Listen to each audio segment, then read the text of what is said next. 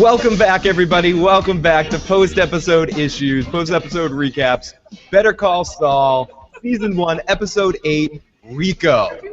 Oh my. And I feel like this episode, I feel like more than anything in this episode, I got a kind of a law degree. I started to learn more about elder law than I think I've ever known in my life.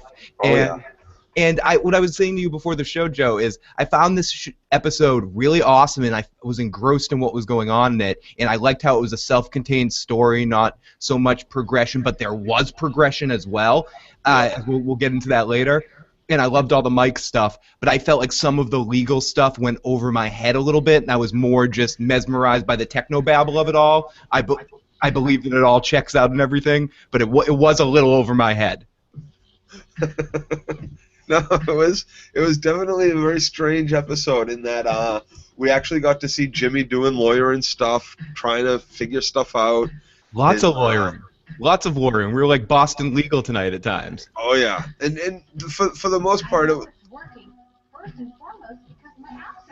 Wow. We even have a woman's voice in the background that isn't Katie saying that they agree with us over there. It's amazing. But everyone, if this is your first time checking us out, this is Better Call Saul Recaps. We'd love to hear what you thought of this episode of Better Call Saul. You can jump in the comment section if you're watching us live. You can jump in the chat room. But whenever you're watching this during the week, please tell us what you thought of this episode in general and what you think of this season as a whole. Someone said something in the comments this week, and it's a good point. This show, what I love about this show so much is how it can be a different kind of show from week to week. Some people that have been complaining about it have argued that it's the show not understanding what it is. But I think that is what the show is, and that is Vince Gilligan, who he is, and his team is... I don't understand that comment at all. The show's, I know exactly what this show is. I think they know exactly what this show is, and that's fucking awesome. Fucking awesomeness. And week to week, you don't know what you're going to get, what kind of awesomeness you're going to get. You're going to get a different kind of awesomeness, and that's what's so fucking great about it. It seems very clear that it's basically a drama. It's this guy's story. It's this guy who is on the fence. Except occasionally, it's going to be Mike's story. Right. You know, well, it's how the players interact. I don't think it's fighting for an identity. I think they know exactly what they're doing. I really like the direction of the show. I like how they're setting up these last 3 episodes for the name change. Final 2. We're down to 2 now. Yeah. I like it. I really like it. I think this is one of the best shows on TV right now. So I agree, and I guess what I'm saying is it is a great thing that the identity of the show is Vince Gilligan and Peter Gould will give the story and create whatever the story needs from the episode. We want an all-comedy episode that's very comedy-centric. If it fits the plot, we'll get that. We need something like this that's all legalese, and we're getting into the more subtext of seeing of establishing even more Chuck and Jimmy's relationship and how they interact and their emotional bonds that holds them together. Could you adjust me just a little bit, Joe? I feel like I'm echoing a lot. It's a really awesome dynamic, and I feel like episode to episode I've been craving a little bit to get more Jimmy and Chuck together, and this show gave me what I wanted tonight. It gave me a whole fucking episode of Jimmy and Chuck together, and it was beautiful. I loved seeing Chuck back in his heyday at the beginning. I loved seeing Chuck still having the home run power swing to be able to do it at some point in time. And the job that these 2 actors did, they really Bob Odenkirk and I can't remember his name. Michael McKean. Mm-hmm. Both of them. Lenny. I mean, everybody that's working on this show is elevating their performance and their profession to top echelon standards. This show, some of the other shows that we talk about, these are the art form for the medium. Yeah. These are the shows that I believe that people need, that others try to strive for. They may do it differently or have different techniques to get there. But other shows ultimately strive for the excellence of some of the shows that we do the reviews on, and this fastly, so quickly jumped right into one of those spots. Absolutely, Joe. It's like from all ends. Whether it's we talk about this a lot, and I'll say it over and over again. From the acting to the sound design to even in the first scene when we get into that flashback, how every time they show you a different point in time in history, no matter how they're adjusting it, there's slightly different lights and slightly different visual effects. Like everything in the part when we were getting the flashback back to HHM when Jimmy was the mail boy Jimmy. Everything was shown in shadows. We didn't see Jimmy's face completely. We saw him blocked off by some shadow angles to show he wasn't quite there yet. It's tons of amazing stuff like that. Let's get into the chat room a little bit. Anna Banana says, just getting ready to watch Better Call Saul. Hope you guys have a great show. Hope you enjoy this episode. It's going to be really, really fun for you. Sam Crow says, I like the flashback. I was surprised when Kim kissed him. Yeah, I was surprised she actually showed affection. Yeah. Well, you could tell there's something went on. Like at one point, I think they dated. Yeah, he's been on the hook for years. Yeah. Or he's just, like Katie said, he's just been hooked for years. Right. He's been on that fishing line, and she's been dangling the carrot, all that. I think the big line that we got to establish whether that they've dated before is when he said to Chuck later at the beginning, Kim passed, so I figured she did it, so I could do it. And it implied that they're a couple, that they're a team, and that she did it, I'll do it, I'll become a lawyer too. Well, I've had those kind of feelings about people with degrees, and ultimately, basically it comes down to they did it, and you can't do it unless you do it. Yep. As much as I want to say, oh, this person did it, I should be able to do it too. No, I can't do it not unless I've done it. So. And we're going to get into Ren's question in a few seconds here when we get to that part, because that's a very good question, Ren. Welcome, Ren. Sam Crow says, he was so you're proud of me, Chuck. You're so proud of me. Oh, give me a cookie. And Justin says, you're a real Charlie Hustle. Yeah, he was. I like that. He was a real Charlie Hustle. So let's get into real Charlie Hustle. Let's get into the recap here, and we'll talk point for point. As I was saying to Joe before the episode, some of the legalese stuff I'm going to yada through because I had trouble taking notes. Oh, yeah, you don't need to know. He needs Brown versus the Supreme Court XL24. Come on. I'm ridiculous that I'm like listening to that and I'm like trying to keep up. That's a little ridiculous. Yeah, that's the kind of stuff like if it appeared in a book, you don't need to know what case number. My eyes would just fly right through that. I wouldn't even read the letters. Like, oh yeah, okay.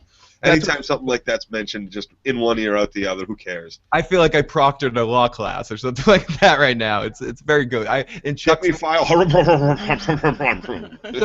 need carrots and peas. The show opens up to like amazing lighting, shadows in a whole section, just great subtle touches. We see the wheels of a mail cart. At first, I thought it was a wheelchair, but it ends up being a mail cart. And it's Jimmy working the mailroom of HHM, his first work there, and he's greeting his first job in that place, or his main job when he was working there. And he's greeting everyone, going to all the offices, walking around. Eventually comes to a room where Kim's in there, who's almost rude to him, but a little warmer than we've seen Kim to him in what we've seen so far. She still had a little bit like, oh, what do you want? But she was a little bit more playful and flirty with him. They were obviously. Well, she was busy. She was working. She wanted to get whatever she was doing done. She's still trying to be the Charlie Hustle he is. What I'm saying is they're definitely had a different relationship at this point than we've established that they have now. You definitely feel a different dynamic. They were in the fuck window. You could tell they were in the fuck window of. I'm not sure about that. I don't think so. I'm not sure about that. I wasn't necessarily getting that vibe. I was getting he's been trying to get in that fuck window. On the hook. I think he's been just on. I'm with Katie. On the hook. Hasn't been tapping that. Never tapped that. Been trying to tap that. I guess I have to resort to the female's perspective here, but I get that they have banged, that they're a couple at this point, but I could be wrong. I get the vibe that they're actually a couple at this point in time okay. All right, could be in the right. world. But again, that's right. Could be right. I think maybe just friends. She's working her way through the place too, Sam Crow says, and I thought I was the only one who didn't understand the lawyer talk. No, it's not for us to understand. You don't know that case law? What up? That's ridiculous. Damn Vince Gilligan fitting education in his TV shows. So he's walking around the offices and he hands her the letter. Who's she's in sort of a messy office. He hands her a letter. He's like, I can't open it, and it's his bar results. She opens it and reads it, and then they just she drops it in celebration and she kisses him, and they have they have a moment, and that was the big surprising moment, as someone said in the chat room. Surprising that she kissed him, and Sam Crow's on my side. Jimmy hit it before. He thinks Jimmy hit it before, and so we'll have to see. I'm sure that's going to get explained further. We're not. This isn't the last flashback we've had on this show about their relationship. I'm gonna say this: if he hit it before, I don't think they would date, and I think it was probably like she got drunk and he hit it. Drunk. Oh, good, Joe. We're just friends still. You know that, right? Like, this doesn't change anything. It's not going to happen again, kind of crap. I got to focus on post-holiday party sex, something like that, or hooked up. Maybe not even hit it, but my boyfriend just broke up with me, and I'm sad and drunk and lonely. Oh, here I'll fool around with you tonight, but and you're my good friend. Right? No, I think he's on the hook. Like, tease them. Dangling them along, carrot on his stick in them. The occasional kiss on the lips when he does something good. So he hands her the letter. No tongue. There was no tongue in that kiss. That wasn't like, you come home with your lawyer degree, your girlfriend or wife better stick her tongue in your mouth. Sam Crow, this is an interesting point, and we might as well explore this here as we're getting into it. He says he would have given up by now if he didn't. Let me address. No, he wouldn't. Wait, let me address this one first. Being someone who's been on the hook for years and years for women sometimes, it takes a long time sometimes to get off that hook. You keep thinking you're going to have that opportunity. You keep doing. I have a friend of mine that was on the hook for like 10 years with this girl, actually drove to New York City from Boston at 4 o'clock in the morning to pick a girl up at another guy's house because she had him on the hook. Oh, my. Yeah. Yes. His name is Jeff. Yeah. The His hook name is is Jeff. vicious. The hook is very vicious. I think once it gets you, it's tough to get. Everybody's been on the hook with someone. Not everybody. Some people have never been on the hook. No, I think everyone. But has if not, they will be. And good point by Ren. Keep in mind that Jimmy is just in the mailroom. Kim's a lawyer, so he probably also looks up to her and idolizes her in a similar way that he idolizes Chuck, because she reminds him of Chuck because she has the same work ethic, and she's striving to be in the company, and she's so good. You'll never be as good as Kim.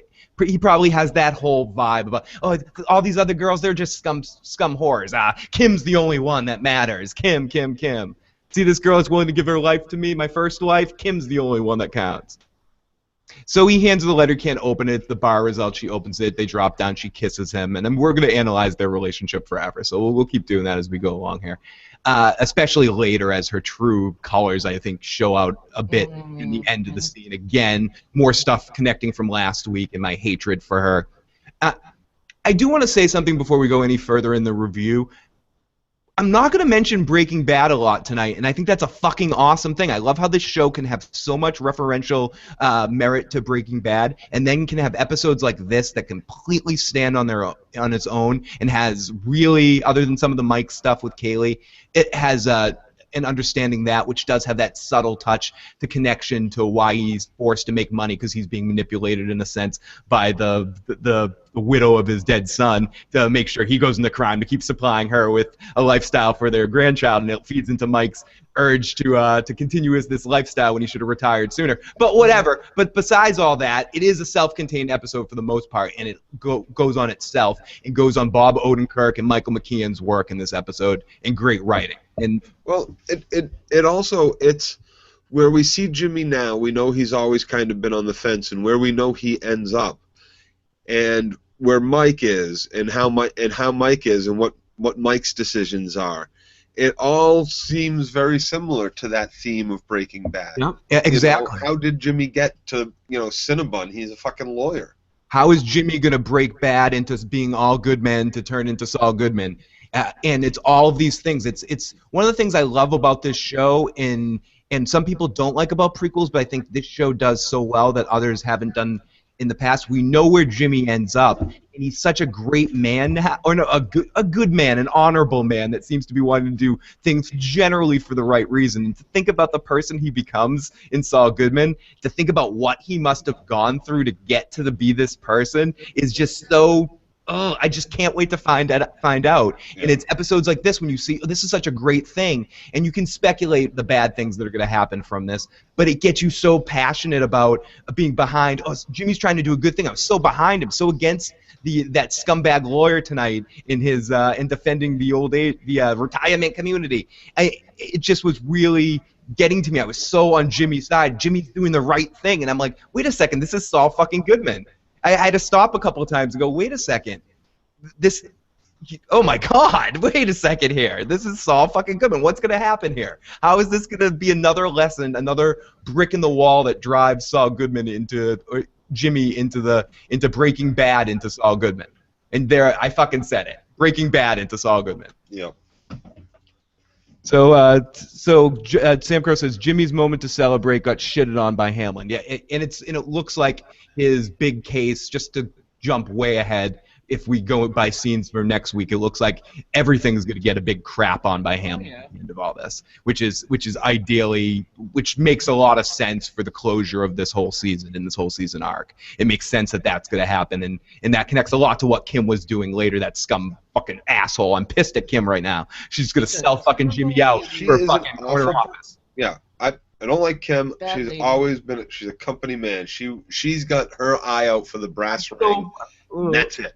I believe in love, Joe, and it's Yeah, fucking you can't now. If you look back and watch those other episodes, you'll see it with the same you're tainted right. fucking eye. I see that woman. Dude, with. I said it last week. I'll say it again. Joe, you are fucking correct. Fucking A. I was wrong about Kim. There's nothing good there. Nothing good there. Nothing.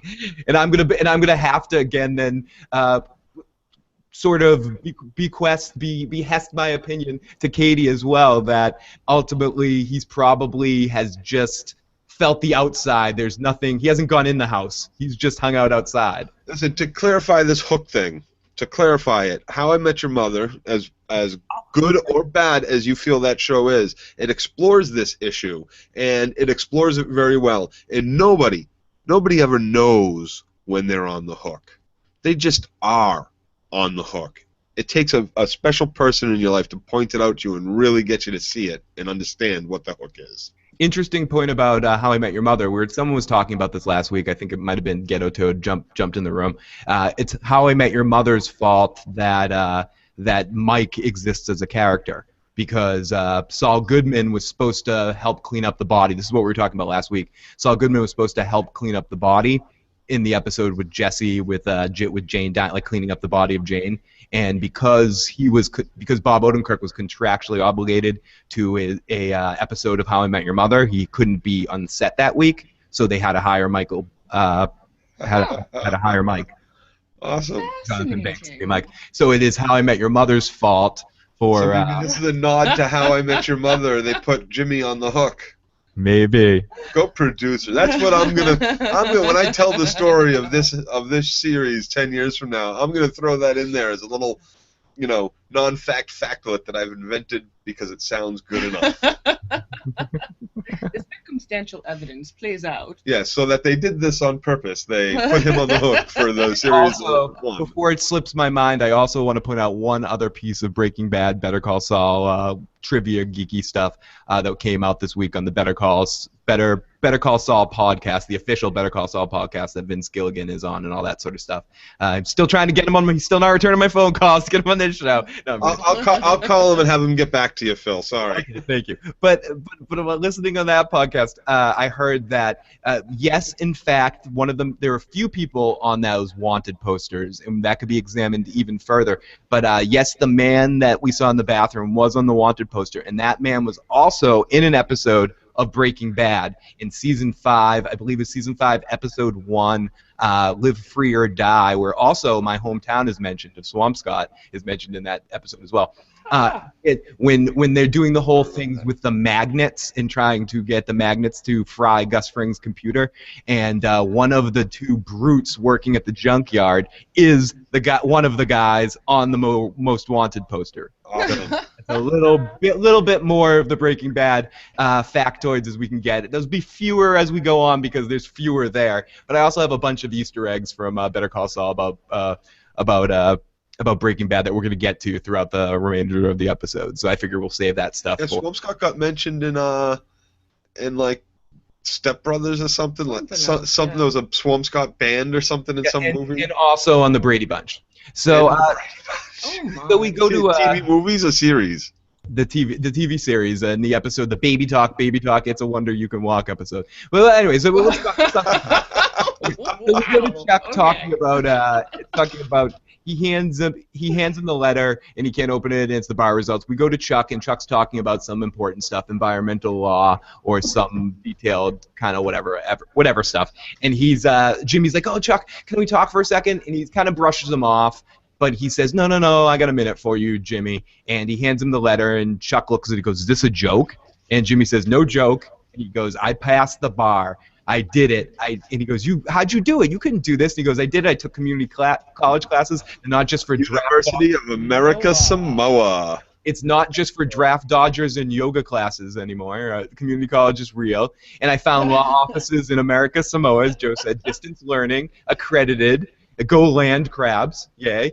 And I did the bar, and I failed 2 times. But like your virginity, 3rd time's a charm. Bam, I passed it. Okay, so to go back up to Ren Renwood's question earlier about do we think that Jimmy paid someone or had someone pass the bar exam for him? No, I don't. I think that Not the if girls... he failed. Not if he failed twice, and if the girl was helping him, he's taking it by correspondence. Then it's not exactly a thorough school. Community college is good, but Plus, the correspondence. He failed it twice. I think she was helping him. He was motivated with wanting to please his brother. I think he did it on his own. And I tend to agree, Joe, and I'll take it one step further as like factable evidence of the movie Catch Me If You Can that Leonardo DiCaprio's character, when he was a big con man, had to actually study to pass the bar because you can't con your way, because it's very difficult to con your way into passing the bar exam. Right. That's one of those things that's very difficult to have someone pass it for you, I would say. But I think you got to go there. You got to show ID. You got to... Yeah, it's a whole bunch of blood, semen. It's not like the SATs or something where you can just have anyone sneak in there and take your fucking test for you. Not that I ever took that. Not that I ever did that. No, wait. Anyways, we move on. So Chuck says it must have taken a year. Why didn't you ask me for any help? If I was Jimmy, I would ask Mike to kill Hamlin. Yeah, Sam Crow. It might come to that. But Chuck says Back of the head, Hamlin. Yeah, knife to the back of the head, Hamlin. Yeah. Chuck says it didn't. This must have taken more than a year. Why didn't you ask me for help? And he's surprised you did. Jimmy says, "Why? I'd have to ask you for help. You're like the busiest guy in the world. And how could I come for you?" Jimmy goes, "Are you proud of me?" And he goes, "Absolutely." And you could see that that really means so much to Jimmy. And we've talked about this a lot, but to actually get to see it was really good to see how proud he was of him in that moment and how happy Jimmy was to be able to do that for Chuck. Yeah. And it immediately turns to Jimmy being like, "Oh, so does that mean I can get a job here soon?" And Chuck just kind of puts it off. He ignores him and just goes, "We'll have to. I'll put that off on McGill." But you can tell Chuck's like, "No way, no fucking way, I'm hiring this guy from the American Samoa." No, it's not just the schooling or whatever. I think it has to do with his criminal past as well. And I don't think they want necessarily that kind of reputation. Yeah, bad PR for the firm. Right. Yeah. I think it's part of that, and it's also part of. I think it's probably more what you're saying. It's more he knows his brother, and he feels like at core his brother's becoming a lawyer for the wrong reasons. He's not becoming a lawyer because he loves the law and he wants to get into it and is passionate to help people. He's doing it because he wants to do it for his big brother, and underneath it all, he's a con man, and he knows that will always surface. Slippery Jimmy. Yeah, he's slippery Jimmy. He'll always be that. And ultimately, maybe you could think of it a little bit like he understood that Bruce Banner could turn into the Hulk here, and he kept him unangry for so long. But eventually, Saul Goodman was out there, and with the power of the law behind the con man abilities of Jimmy, you have someone like fucking Saul Goodman, and he's trying to. I want. Me too. If you're in a danger, you want a criminal attorney, not a criminal attorney. Yep. But so he kind of knew the animal that Saul could become, or the abilities that Saul could absolutely have one day. So as we see some underlings, the mail rooms, all the underlings of Hamlin and McGill all celebrating, and Kim's there as well. Oh my fucking god! What a prick! This douche that comes over and takes the piece of cake. Oh yeah, I'll go have a piece of cake. If we were wondering about how big of a fucking douche turd this guy is, he quickly runs up to towards the tops of our list in these last couple episodes. He never even touches his piece of cake either. I'm biting my tongue. I don't want to say it, but you know, I'm not gonna say it. I already said it once. I already said it. You get 3 of them, Joe. You get 3 of them. 3 of them per episode. 3 stakes to the back of the head. I'm not gonna say it. Jimmy should have gone up and karate chopped him in the fucking neck, especially when he tried to leave that room with a piece of fucking cake. Are you kidding me? You come in, I give you cake, you tell me I can't have a job, and then you take the fucking pie and leave? He doesn't even eat the cake. He puts it down on the table and leaves it. No, he takes it with him. He leaves the room with it. He picks it back up and leaves the room with it. Oh. Yeah. Dude, yeah, that's the ultimate fucking insult right there. Okay, yeah, tell me I can't have the job, I understand that, but you took the fucking cake. You left the room with the cake. Leave the door open, shut the door. I ought to get up and kick your fucking ass. Good question, Sam Crow, about I still don't know how he goes from Jimmy to Walt, you need to cook meth. Because if you watch Breaking Bad, he does influence a couple of times of saying, Walt, you need to get back on that horse, you need to cook meth, you need to do business with Gus Fring. I'm guessing... Well, there's probably... Gus Fring is not a guy to mess with. And Gus Fring tells you to get him a cook, you get him a cook, right? And especially when he works through Mike, because we're ultimately gonna connect to Gus on the show through Mike. And there's also something very interesting that we're gonna talk about before the end of the show. But one of our commenters mentioned something about Gus maybe already have made a slight appearance on Breaking Bad. There's a rumor that he was in an extended preview in the pilot. I have to do some investigation on that, and we're going to talk about that in a later show once I have a chance to look at it. But one of our awesome listeners has brought some interesting pieces of information to us, and is on the hunt for us behind closed doors right now. So we'll work that. So who brought the cake and made the impromptu party? I'm guessing Kim did. Yeah, probably Kim. Yeah. Well, it seemed to me when Jimmy was making the rounds, dropping off the envelopes, delivering the mail through the office.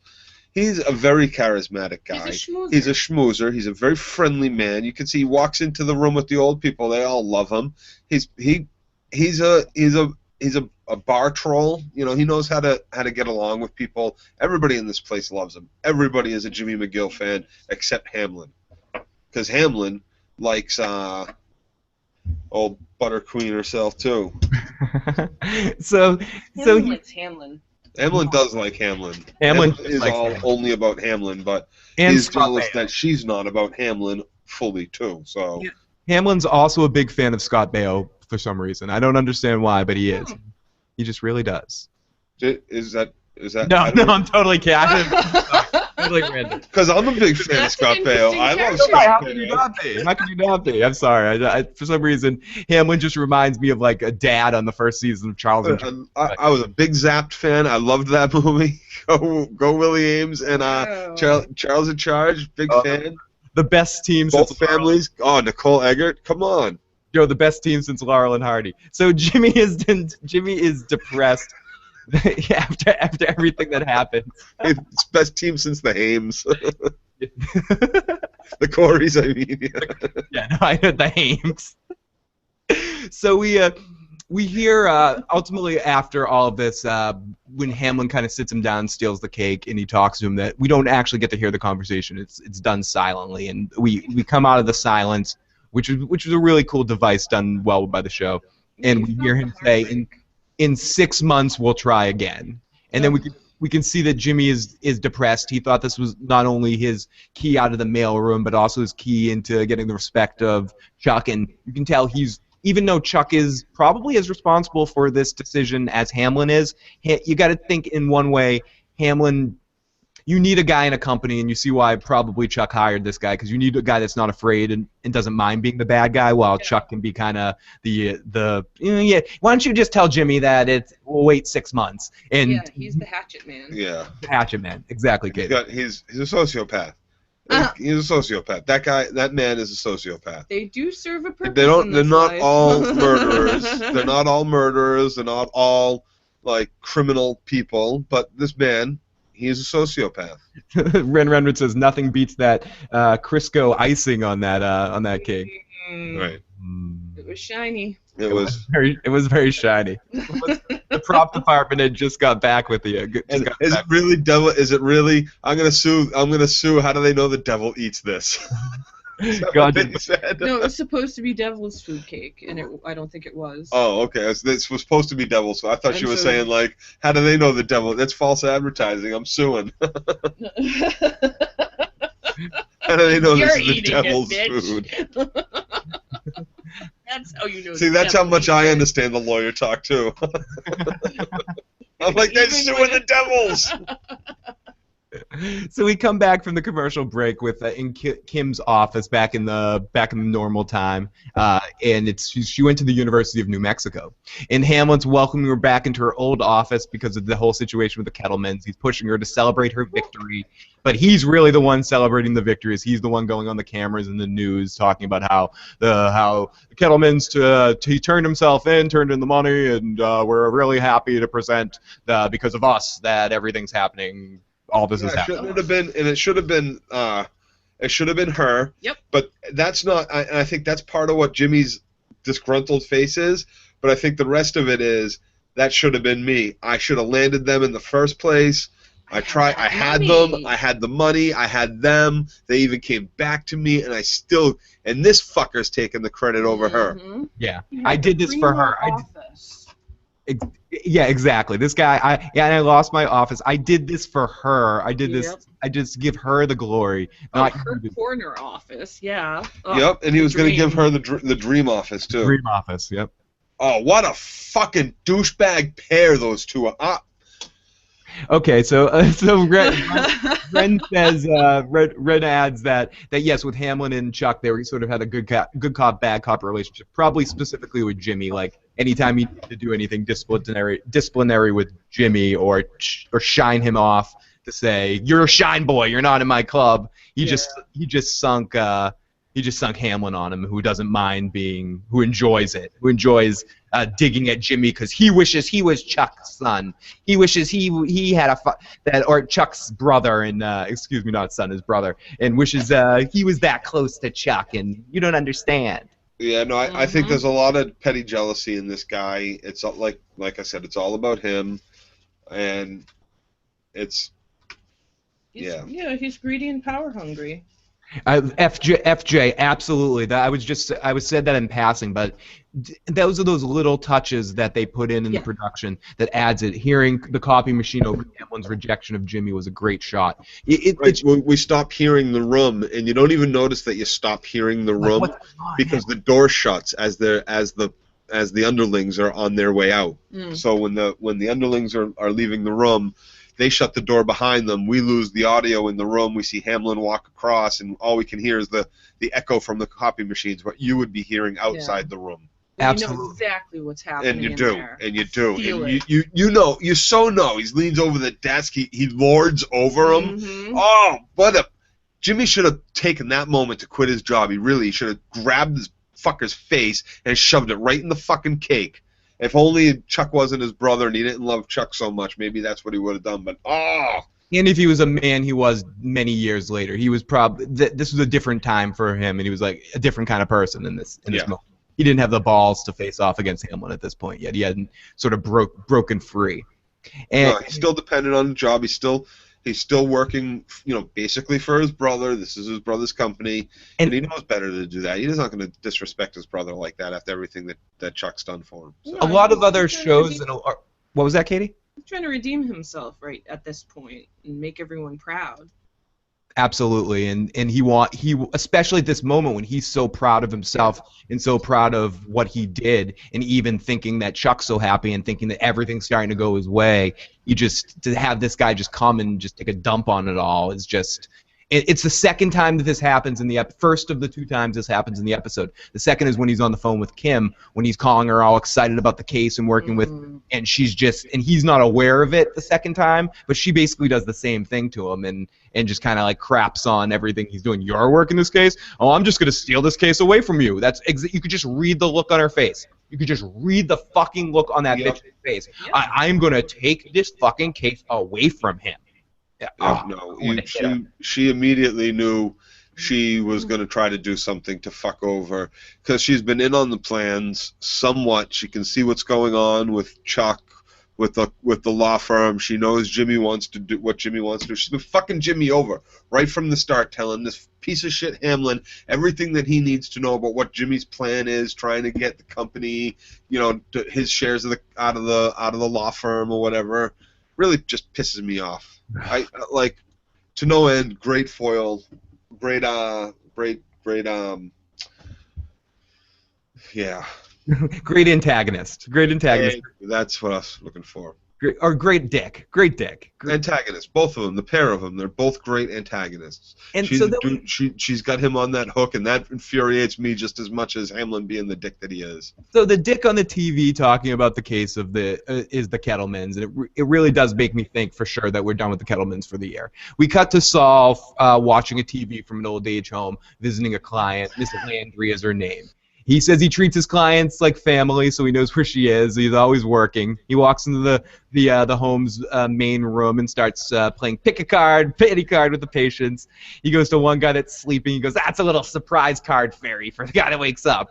And then he takes off to Aqua Size, and he walks through Aqua Size, and we see a picture of Jesus.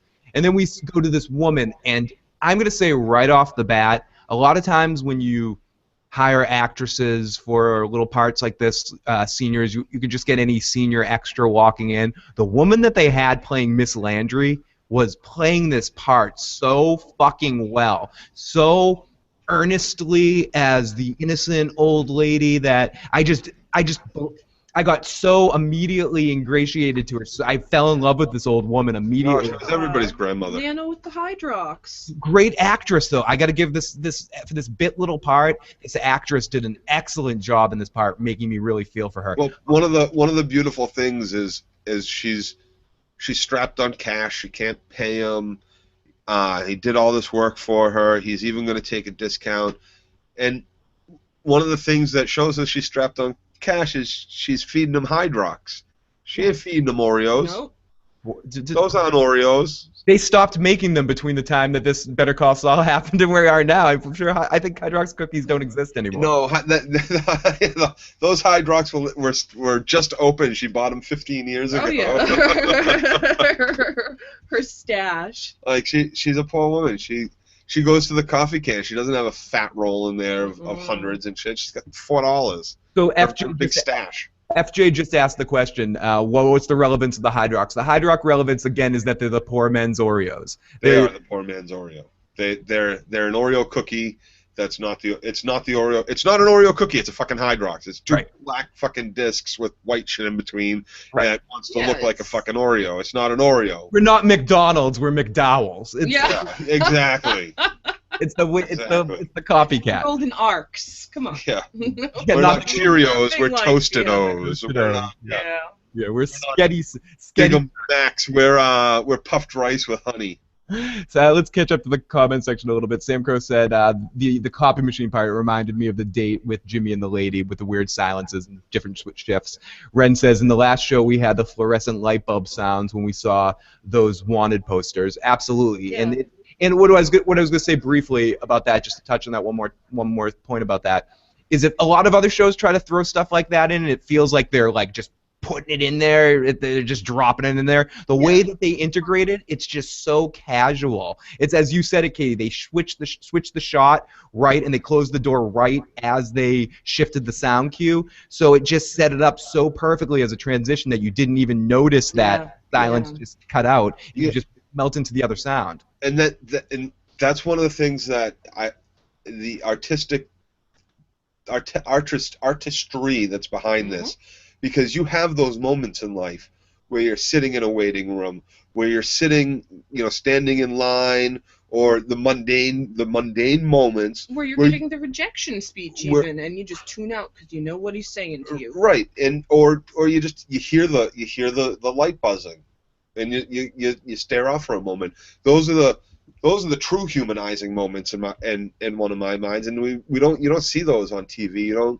Nobody really puts them in. This show does it well, and they use them as very dramatic pieces. And its predecessor did it well as well, and that's just that's a trait of, again, I repeat myself a lot about this, but I can't say it enough, of Vince Gilligan in his work on Breaking Bad and Better Call Saul, whatever we want to call this universe, the Breaking Saul universe, or whatever. Yeah, it's the Breaking Bad. It is the Breaking Bad universe. It's the Breaking Bad universe. This is a spin-off of that, and I would argue, if it keeps going this way, and even only lasts 2 seasons, I would call it one of the greatest drama spin-off of all time. I would too. And I haven't heard anybody. I think 1 out of the 100 people I've actually talked to face-to-face about what they think of the show and if they've watched it. Only one person has been like, "Oh, I tried to watch it. I didn't understand it." And I said, "Well, what episode did you see?" And she was like, 2 weeks ago. And I was like, "Well, you missed the first 5 episodes. You have no idea anything like." Yeah, character development. All your character development is lost. If you watch it from the beginning, you're really gonna like it. And I'm sure there are people out there that don't. But quick breaking news, though.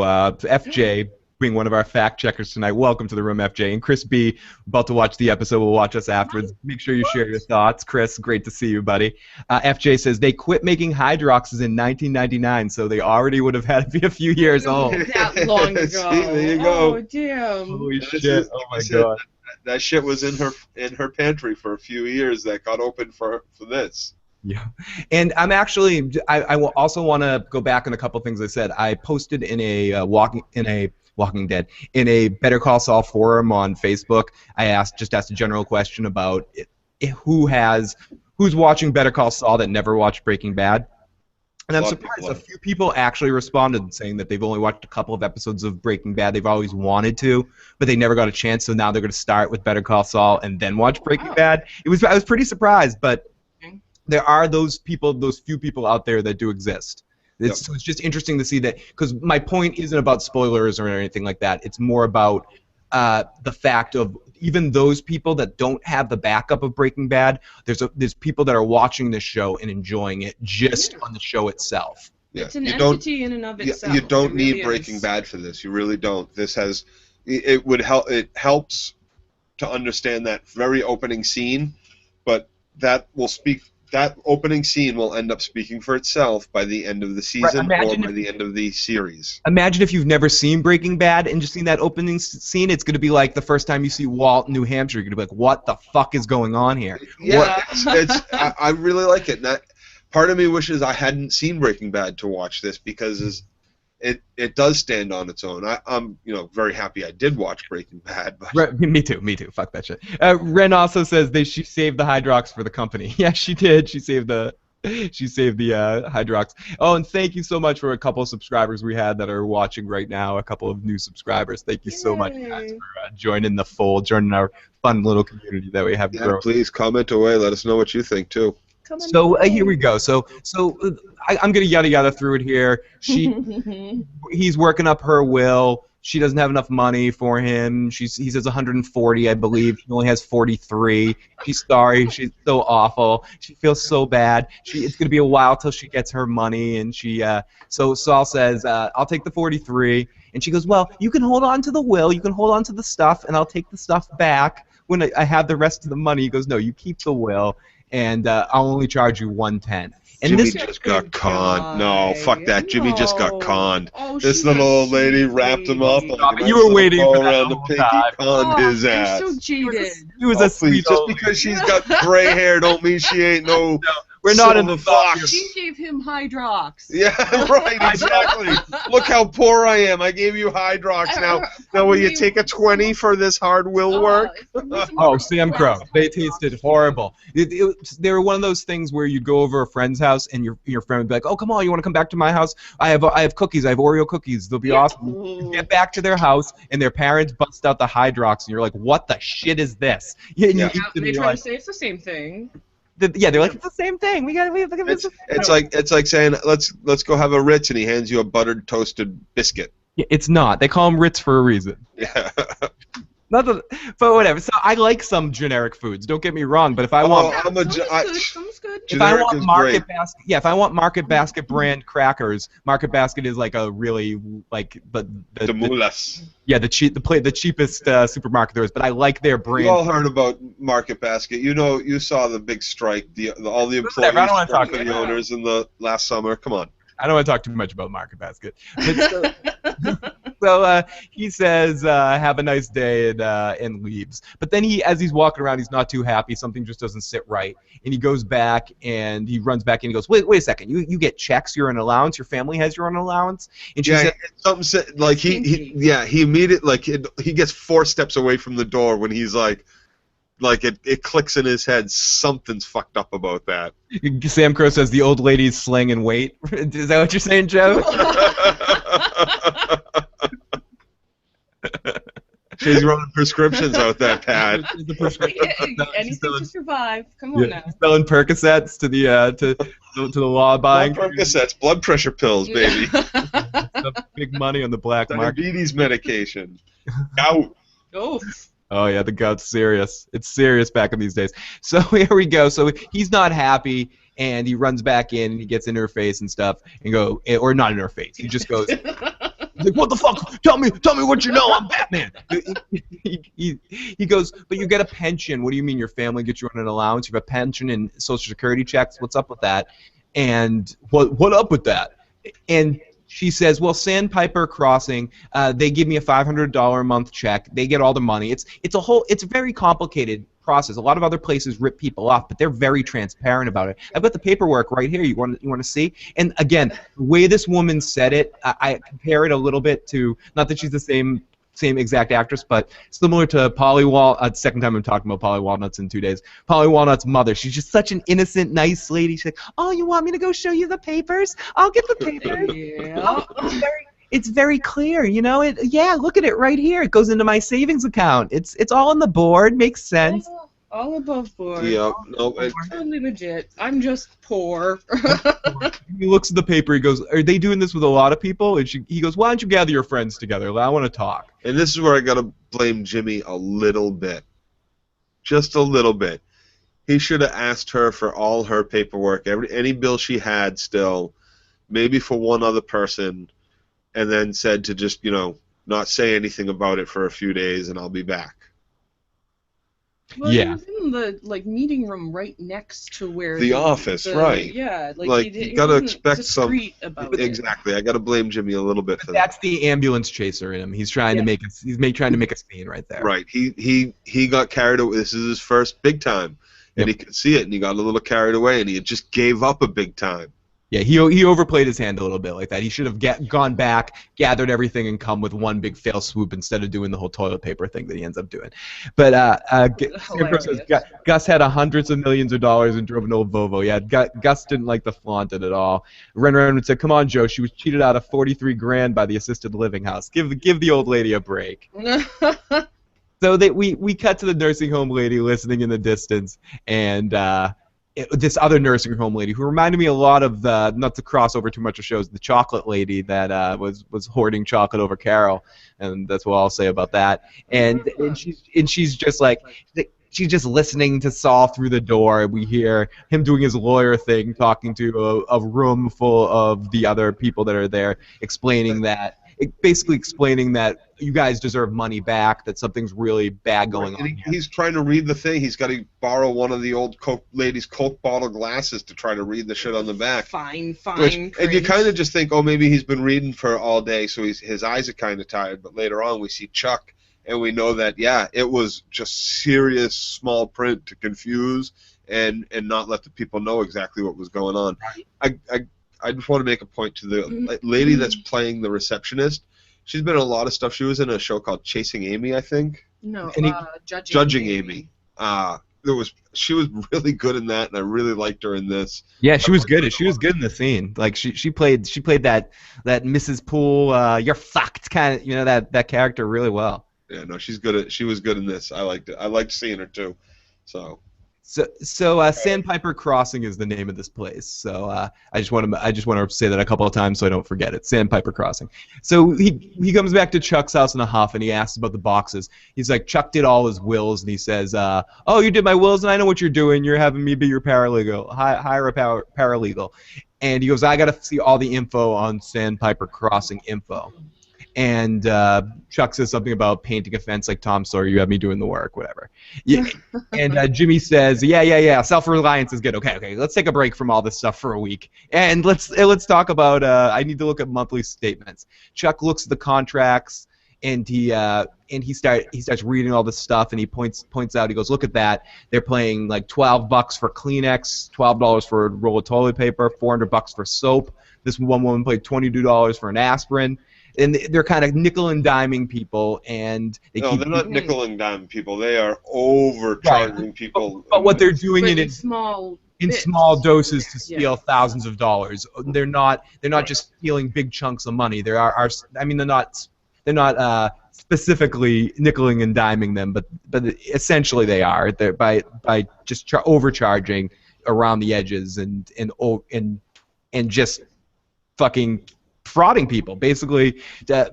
And Chuck is more upset with the fact that this is the papers he was working on, and he somehow missed this. He missed it, yeah. Yeah.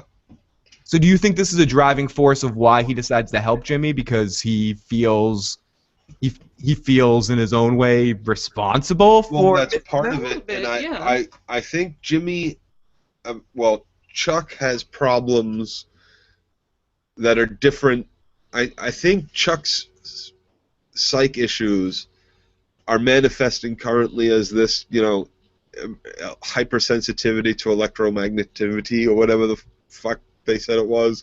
I think he's got some other illness that, some OCD issues on top of it. He can't help himself. A huge anxiety disorder, which was contributory to everything. And I think that he can't help himself but to help Jimmy with all that work staring him in the face, the mess in the house. Yep. Just that alone. And the only way he can't just throw out the mess, and he doesn't want to fuck over Jimmy, so the only thing he can do is do the work. He's not going to, wake Jimmy up. He knows this is big for Jimmy. Jimmy's working hard. He's a hustling, what was it? Charlie Hustle? Yeah. Charlie Hustle. So he's gonna do what he can to help his brother out. His brother's trying to make good, and he's going to help him do good. Well, I think Chuck loves the law, too. And he does. Think he has a passion for it. Once it's in front of him, he can't help himself. He does have a passion for it, and he sees the dollar signs as well. So Jimmy says even a broken clock's right twice a day, and he got lucky not to feel too bad about it, Chuck. This is no mom-and-pop outfit out there. This is a real estate investment trust doing this. This could be really big, right? And Chuck says, yeah, if you can get a pattern and a few other things together, it could be a class action lawsuit. Yep. But he's clearly upset this whole time that he didn't pick up on this information first. And so anyway, so Saul comes back to the old age home. He tells Saul to go off and go find some more information, that he has to go interview this woman again and get statements and just get on it. So Saul goes to see Miss Landry again, and the woman this time is not letting him in. She's protecting their clients from solicitors. This is a fucking amazing scene, and one of the funnier scenes of the night. He's like, "I'm no gigolo." She can't do that either. She can't stop a lawyer from coming to see her clients. That's illegal. See them somewhere else. No, she can't do that. They live there. Yeah, no. She can't prohibit this guy from. He's a paid lawyer by these people to represent them. She cannot withhold him. That in and of itself was a huge legal issue. As far as I was kind of a little freaked out by it. And me too. I was surprised that they could even try to do that. And ultimately, he tries to push his way in, but they bring out some orderlies, which again kind of freaked me out too. They bring out some orderlies. The nursing home muscle. Could you rough the lawyer up? Could you get the lawyer out of here that's trying to even solicit the clients to get them wills? Even that, it's like, come on, you're gonna rough up a lawyer for doing that? I would question it if I was one of those orderly people. I wouldn't just blindly do it. I don't know. I guess that's why I'm not an orderly. Yeah, maybe they're well paid. I don't have to take but you're not taking a blood oath. I'm not like taking a blood oath and becoming one of the Night's Watch with the orderlies. You know, I will and I will stop all lawyers from giving civil rights to the patient. They will bear no children. they get pushed up, and as someone said, Sam Crow said, well, at least she was nice enough to let them use the bathroom. Yeah. He said he runs out and then he comes back in. Saul does this a lot. He runs out and then gets an idea quick and runs back in. He said, I really need to go to the bathroom. I've really it stirred something inside of me, and I'm backed up, but I need to use the restroom. This was good too because it's his brother tells him, don't go off all half cocked, and Jimmy's like, nah, full cocked. And when he gets back, he's in the bathroom, he's writing the cease and desist order or whatever, like, I'm suing you, I represent these people. He doesn't even have enough room on the back of his legal pad. He uses toilet paper to finish writing. That toilet paper wasn't all ripped up. It's very tough to write on. You gotta have a special kind of pen to write on that shit. As the other lawyer said, you should have used double ply. Let's not focus on the medium. Let's focus on the message. Too bad. And that's true. And that's true. Hey, for all you people out there who don't watch Judge Judy and similar types of shows, People's Court, got to get my Wapner. Love Wapner. Got to get my Wapner. Wapner's on a 10. So anyway, you gotta write down, if you're gonna go into any kind of contract with anybody, just write it down, put it on paper. Use a fucking crayon and toilet paper. Doesn't matter. Put it down on paper. Do it. Get it in writing. Get it in writing. And this was a pretty intense scene as he's running out with the toilet paper and he's yelling at the people in the back because we see some woman in an office behind that we never actually see. Who she is, but we see her ruffling, shredding paper, and he's yelling, "That's against the law. What you're doing is against the law." And he ends up getting dragged out and thrown down on the ground by the two orderlies and saying that's a big mistake. So then we cut after the commercial break to our other story of the night. We got like 2 or 3 bigger sections with Mike. Not so much Mike, but enough to salivate you. It's Mike at the garage taking tickets. His phone rings. It's Stacy. They both ask about how each other's doing. He says, it's good to hear you. They've been through a lot. And she immediately starts getting into, you need to watch Kaylee because she knows that he's a safe person, a babysitter she doesn't have to pay for, whatever, because she really wants to talk to him about the money. This seemed weird to me. She seems like she's playing him. And right from the start, Yeah. like the way she was acting on the phone, speaking on the phone, right from the start, it seemed a little hinky to me. I half expected when they hung up the phone, her to turn around and have the 2 cops standing right there. Excuse me, I'm sorry. Red Redwood said, and you're right, I forgot that. He said he has IBS, irritable bowel syndrome. It's like Katie put, and irritable bowel syndrome's pretty rough stuff. Real. Yeah, we all remember from The Sopranos. Adriana had irritable bowel syndrome. Christopher, my bowels, Christopher. You sat on my dog, and my bowels were bad. Oh, the dog. Oh, the dog. Oh, my dog. Oh, that was Oh, Thanks, horrible. Didn't So she asked if she could watch Kaylee the day after. He killed my dog. I love the intervention. One of my favorite scenes in any television show ever is The Sopranos intervention when they're having the Christopher intervention. And, oh God, hilarious! I'll intervene you. So Mike says anything you need and I'll help you out. You don't need to worry. She goes, can you get off work? And you can just see right as she says that, someone comes up to the window. You can see just Mike with this, what the fuck? I fucking hate that I'm a fucking ticket car, that I'm a ticket man, and just like, I don't give a shit about this job. I'll walk out of this job at any time. Yeah, to spend time with my daughter. No job. My granddaughter. I mean. And Red Redmond says, no grace period on the sign below, Mike. What a hostile place to park your car. Yeah, Mike's just in a bad place right now. Yeah. He's just like, ugh, I don't like this place. What the fuck am I doing here? So we go over to Saul after this, watching an old age home and kind of like a stakeout. He's watching the desk douche leave, and he heads back around to sneak in the dumpster. And he opens it. You can just, having not too much personal information, but having been inside or dumped some trash inside a old age home dumpster, let me tell you, it smells like human shit. Yeah, So, you don't wanna go there. that dumpster especially is a dumpster filled with literally human shit. is, yeah. And I thought immediately Did in you my think- mind, and I got to remember this is a few years ago, but I thought, wow, why didn't he go? It's recycling, isn't it? you got the joke ahead of time. Did you get the joke? You're like, oh my god, fuck. That was awesome. There's And then- still a time when recycling wasn't necessarily so Right. fashionable. But they still got the big bucket that my town just dropped off Yeah. today, like 3 months ago is what they have outside their place. Oh, So yeah, it was on. Yeah, this, it was hidden. but and I gotta say too, I was a little disappointed that really every time on TV that you have somebody going in or out of a dumpster, they must fall. Like they could climb over a barbed wire fence most of the time in TV and nobody ever gets cut. But a dumpster, nobody can manage that. Nobody. Oh yeah, it's slippery and gross, and all you can think about is no. Come on, everybody who ever went in a dumpster fell, or came out of one Either fell into it or fell out. of it. Right. I was a little disappointed in that. It was a little bit too. We'll have to do some dumpster diving and test your theory. Okay, I'll watch you. I'll take notes on how many times. you're I the gotta one take with the notes. My theory. theory, so Yeah, you gotta do the no. test subject. Bring the camera. Bring the weekend plans.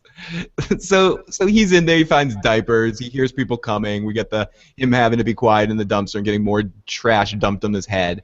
And while he's in there, he eventually gets a phone call from the lawyer from Sandpiper, who asks why he's whispering. With the lady's voice too. James McGill's office. The English lady.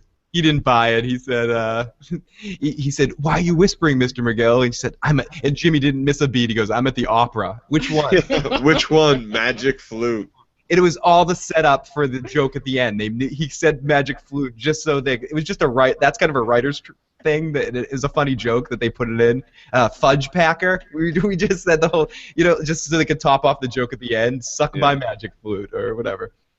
He says, we got something from you today. Not sure what it is. It was written on toilet paper. You should have used double ply. This is where we get into the lawyer stuff, and he talks about shredding paper, and you say potato, I say potato, speculation, blah blah blah. Basically, everything you're saying is bullshit. What you're saying isn't really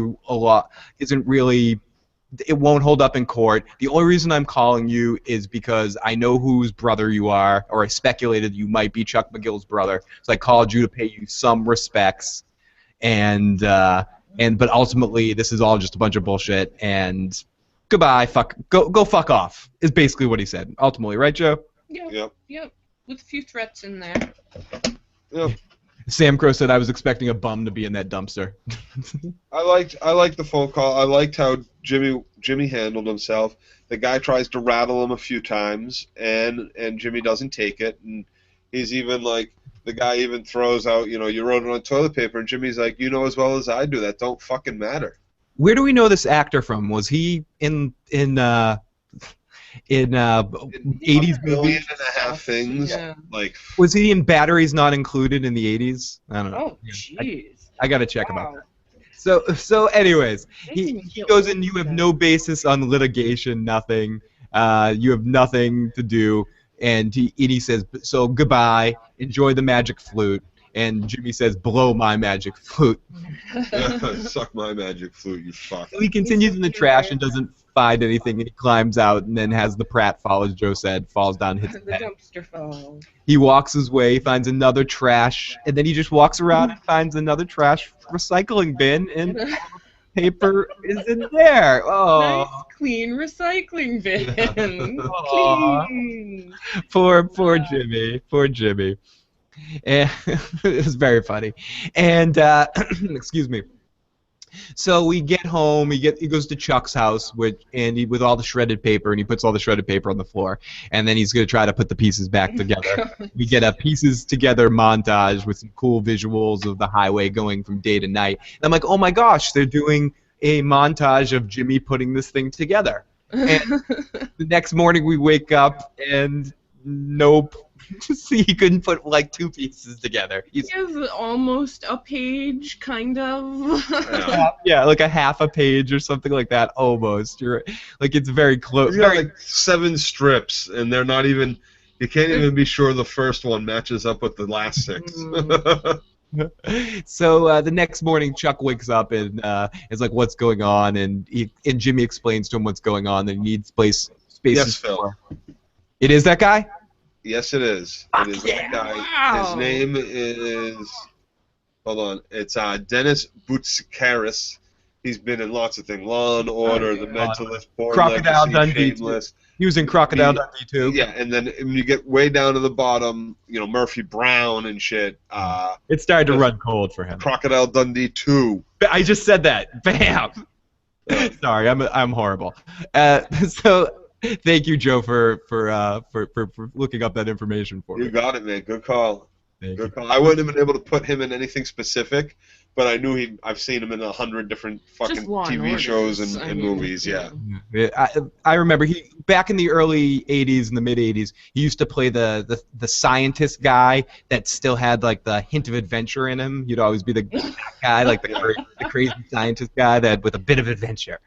So the next morning, Chuck wakes up and Jimmy says, "I stole this. I got this all from the garbage, and there was no lock on it. I lifted if a hobo can use it use a wigworm or he says some shit like that. If a hobo can use it as a wigwam basically if a hobo can use it as a wigwam or a tent, basically it can't be considered private. The rule of law is if animals and something else, whether it was homeless people or animals, can just walk into it, then it's not private. Right. And Chuck says, "Yeah, more or less. That's pretty much it. Yeah, I guess you got it." And he looks kind of proud at Jimmy for getting the concept of the law, even though he's coming to it through a different perspective. He gives him a sense of, yeah, I guess you're right there. Now, for that being said, it is true that you're allowed to take trash when trash has been put out on the curb. But this wasn't trash that was put out on the curb. This is a dumpster on their property that they probably have a company that comes to pick up private company that comes to take it. Also, recycling is not trash. Recycling is contracted out by cities for specific companies to come and take. It's big money business. So that recycling material is not public domain. It is still not locked, and animals can defecate and eat it or whatever. I think it ultimately comes down to what Battery's Not Included lawyer says. You can't steal recycling. You can't take recycling material. It's going to come down to a judge's ruling on it. It's a gray enough area that a judge is going to have to make a ruling on it, which is what Battery's Not Included says later. Well, stuff like that differs by state. It does differ by state, yeah. Like guys that come around here and drive around and take your metal out of your recycling. That's illegal because they're going to go and sell that at the junkyard, but the junkyard is already, or this other junkyard is already paying the town to come pick it up. FJ says, did he say animals and vagrants? Yes, he did. Yeah, animals and vagrants, yes. Animals and vagrants. So he...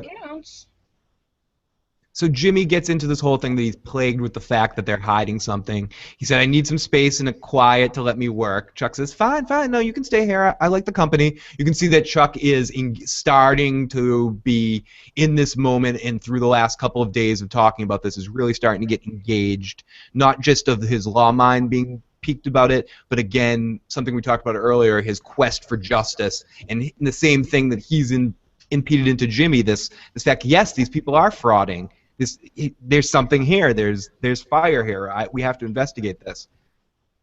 And he lets Jimmy work. And Chuck says, "Fine, I'm going to make you some coffee." And Jimmy sits down and tries to put the jigsaw puzzle together.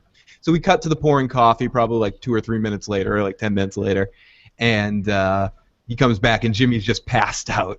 He's been up all night. It's been a long day for him. Yeah, well, you got to remember he's got to use the basically a Bunsen burner to cook the coffee. You know, like it's the camp stove coffee maker is what he's making it. So it's got to percolate, boil water on one of those flames. Takes a bit. Few, yeah. So Jimmy's passed out by the time he gets back. But Jimmy's been working all day. All night. Yeah, All night. good You know? point by Liquid Eagle about Jimmy getting behind there. Bozo guards need to do less bitching and more guarding, but thankful they're idiots, or Jimmy wouldn't have got what he needed. The two guards that came up, they were just talking about useless nonsense that should have been more aware. Like who couldn't be aware of someone in a dumpster that you're throwing shit at if you just look. If you weren't just not paying attention. Flashlight going all over the But place. yeah, nobody looks in the dumpster. I always look in. The smelly, shitty fucking dumpster. You open the lid, stick your head in, go. I do. Yeah, this is where the trash gotta I go. open it and I look in there before I throw it. The No, dump. fuck that, man. Try. Get that in there. I do. You're not gonna only. You can put your chest across that dirty ass. I don't put my chest, but I open it and I look. What do you? I'm not looking. Weirdo. If there's someone in there, they're getting a bag of trash. I want to get away from that fucking trash dumpster as quick as possible. As the orderly, get back behind it, smoke a cigarette. And drink a beer, and then get back to work. So we got to the coffee, and he comes back. Jimmy's passed out, and yes, Chuck sits down. Like everyone knew this was coming, but it was really cool to watch. Chuck sits down and looks what he created as Jimmy being passionate, falling asleep, but working hard to try to fight what he believes. And he looks at everything and he starts to put it together. And of course, Chuck is fucking excellent at it. We cut back to Chuck as Jimmy wakes up. That's that OCD, man. Bam, bam, bam. Bam, bam, bam. Yep. Oh, absolutely. It's people that are good at puzzles. There are some people where OCD can be a skill, and people that have OCD are really good at puzzles. If you can focus that's focus it on advancing yourself and your career and all that stuff. That's wonderful, but it's still an illness. It's still a sickness, and it can still kill you. Good massively, but and rituals. And yeah, I mean and it can be very off-putting to a lot of people that you try to build relationships with, and it can interfere with that, work, other things. It can end up being a demanding person on other people's work, and it's tough to live with. Sam Crow says they wouldn't look into the dumpsters. They would want to go home and drink a beer or smoke a something called a blunt. I don't know what that is. mysterious. So the mysterious item called a blunt. So they cut back to Chuck, and he has put everything back together. And Jimmy wakes him up and he goes, "How long has it been? How long have I been asleep? How'd you do this?" He thanks him. And he says it's a huge help. He feels like he was shoveling snow in a blizzard, and now we know how that feels. And he handed him one file, and he says, "Look at this one." And he says, "It's your smoking gun." Jimmy doesn't see it, doesn't see what's on there, and Chuck says, "No, trust me." And he starts putting out law book stuff, going, cite this law, cite this law, cite this law. And Jimmy just starts being like a child, working with his big brother, playing on his big brother's basketball team. Does this mean we're working together, Chuck? Chuck, does this mean we're working together now? Ooh, ooh, ooh. Yes, it does. And he hugs him, and he goes, "Okay, let's get to work." So Jimmy, almost to gloat more than anything else, Mr. D-Ray, welcome, my friend. He is. I love you, D-Ray. You're great to see you. It's been a while, my friend. So Jimmy calls Kim for some help, and he calls her beautiful, which makes her go fast, be like, "Hey, what do you want?" She says, "Fine, Jimmy. I'll look up what you need, even though you put yourself on the line, sacrificed hundreds of thousands or a couple tens of thousands of dollars for me just to get a smile. I'll look up some files for you." But he gives her like 15 different cases, and she's like, whoa, this is going to be a lot of money, and to print all this, and how can you get away with doing this, and who's going to pay for this? And he goes, "Oh, use Hamlin's code. It's 1933, the same year that Hitler came to power." That was awesome. That was really good, really funny line. He said, "I have dibs on this one," and oh, I'm sorry, I lost track of where I am in my notes. I'm sorry about that. So he basically tries to get her into helping him out, and she goes, wait, wait, you're not going to use. I'm not going to use my boss's notes. I'm not going to use my boss's notes. I'm not going to use my boss's code. So he runs into the house and goes and sees Chuck and goes, Chuck. Can I guess I'm going to have to go down to Hamlin McGill and make copies because Kim says I can't do it. Can you give me your code? And he ends up giving copies. Take hand notes from what's on the screen. Right. And he kind of manipulated him to her, caught him into it, and he says, no, take my code, and he gives her that code. And that's funny too, because it just goes to show you that every single piece of paper that they print with is logged, so they can bill it to people. But like at some place where I work, people have printed like hundreds of pages of things before, and nobody would even bat an eye. That's expensive. The ink, the paper, expensive. Especially law documents like that and how detailed they are. Oh, yeah. But my scumbag friend, thank you for stopping in, buddy. I appreciate you checking out and say hi. Yeah, he is a scumbag friend. My scumbag friend. I love that guy. So Jimmy runs in and gets Chuck's code, and he's like an excited kid, and he says, yeah, we're rocking a case together. And she's like, what? And he says, yeah, we're working a case together. It's going to be really, really awesome. It's going to be, like, totally great. It's going to be like the big class action lawsuit. What is the contract? His contract. She's like, but he has, like, elements of his contract so he can work on outside cases. She's like, yeah, like small cases. Pro bono. Well, I'm like totally bono. I'm very bono. Well, the thing is this too. This can come. I wonder if it's Katie. I'm so bono.